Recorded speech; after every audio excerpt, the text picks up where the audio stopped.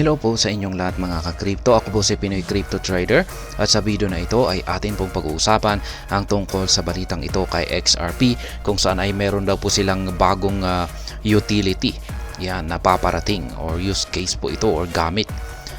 Sabi rito ay single-sided XRP staking daw po ito. The Root Network. Kaya bago po tayo magpatuloy ay nais ko lamang po munang bigyang linaw ang aking disclaimer kung saan ang nilalaman po ng video na ito ay hindi po ito isang financial advice. For education and information purposes lamang po ang layunin nito. Maliban po dito ay nais ko na rin pong magbigay babala na wala pong kahit anumang group chat ang Pinoy Crypto Trader. Isa na naman po itong magandang development ng XRP. XRP, may bagong utility na naman silang ilalabas. Pagkatapos ay malamang baka wala na namang itong impact sa kanyang market price. Kasi meron ngayong sinasabi nila na parang totoo nga na sinosuppress or minamanipulate yung kanyang market price.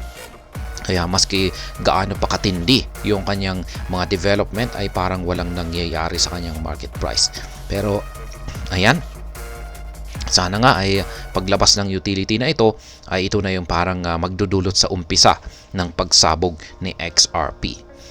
Sabi rito ay Crypto Eerie, a prominent figure in the XRP community, has disclosed that significant advancements are on the horizon to introduce more utility for XRP. Mismong si Crypto Eerie, isa po siyang kilala na kilalang individual dito sa community ng XRP at siya po mismo ang nagsabi or naglabas ng information na meron daw paparating na isang malaking advancement or developments. Nalalapit po ito na magaganap dito kay XRP kung saan ay meron po itong maraming mga utilities na mai-introduce para sa lahat. In a recent tweet, Crypto Eerie shared details about the coming of a game-changing feature in the form of single-sided XRP staking on the Futureverse. More new XRP utility coming. Single-sided po na XRP staking. Ibig sabihin ay isang side lamang po or isang token lamang po ang pwedeng ipasok sa staking na ito. Kasi sa kadalasan ay may pair po yan. Pero single-sided para sa Futureverse. Po si Crypto Eerie. Ito po yung kanyang actual na post dito sa kanyang Twitter account or X account po pala. More new XRP utility coming. Single-sided XRP staking on Futureverse. The Root Network with the launch of the DEX.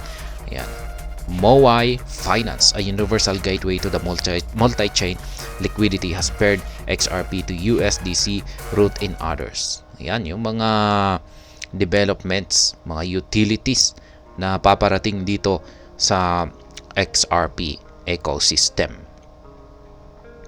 Kaya siguro naman ay magdudulot yan ng impact sa market price ni XRP.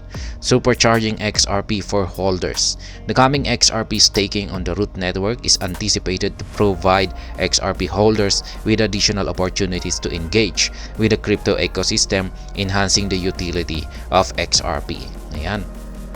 The Root Network, XRP. Yung staking na ito ay dito po yan sa The Root Network. Kaya sa mga mahilig po ng passive income dyan, staking, siguradong magugustuhan nila yan.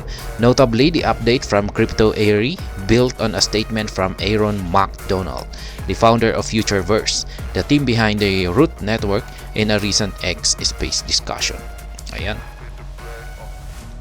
Aaron McDonald, siya daw po ang founder ng Futureverse at ang team behind ng the Root Network. During the conversation, McDonald highlighted the evolution of XRP's utility, arguing why the coming staking feature is paramount. He noted that XRP's utility has historically been somewhat one-dimensional, primarily focused on payments. Yan po ang paparating na staking feature na bagong utility ng XRP. Pinag-usapan po nila dito kay McDonald. And while acknowledging the strength of this use case, he stressed the need to expand the horizon of XRP capabilities. Specifically, he expressed enthusiasm about supercharging XRP's utility for holders via the Roth network. Kaya yan po yung paliwanag ni Ginoong Aaron McDonald dito sa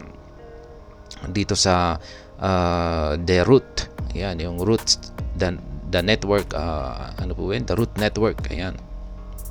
Sinasabi niya dito na ito raw ay ayan, i-expand niya yung capabilities or kakayahan ni XRP. Kaya ayan, isusupercharge niya daw yung utilities ni XRP para sa mga holders, ayan, sa pamamagitan ng the Root network.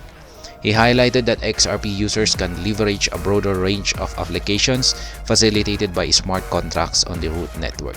Notably, one of the key players in this development is the upcoming Moai Finance DEX. Ayan, may bago pong lalabas na decentralized exchange. Tinatawag pong Moai Finance at gumagamit po ito ng the Root network.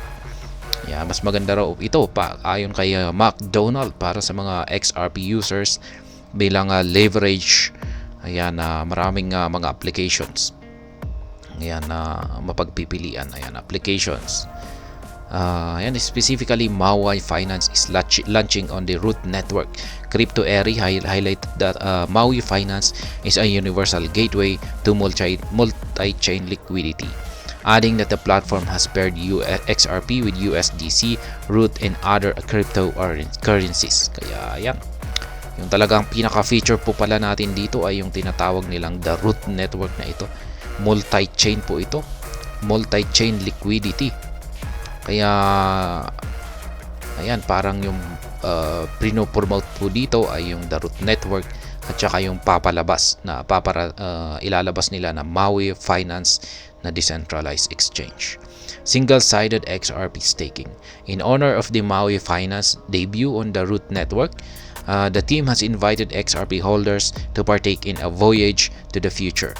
Participating in the expedition allows XRP holders to contribute early liquidity to the Root network by staking their tokens. Kaya ayan, inaanyayahan po ng Moai Finance lahat ng mga XRP holders, ayan, para sila ang mauna na mag-provide ng liquidity dito sa the Root network sa pamamagitan ng pag-i-stake.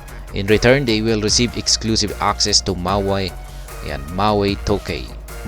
token, pre-mining as well as the Root token rewards. For the Moai Finance roadmap, the Moai token will be unveiled early next year. Ayan, ilalabas po nila ang Moai token next year. Ayan yung parang incentive po na makukuha ng mga XRP holders dito. Ayan, mga early stakers na XRP holders dito kay Moai ay mabibigyan po sila ng Moai token. Yan, exclusive access po yan. At saka yung Root. Yan, Root token. Yan ang parang bagong parang promotion lamang po pala ito ng the Root network. Yan, at iniimbitahan po nila yung mga XRP holders.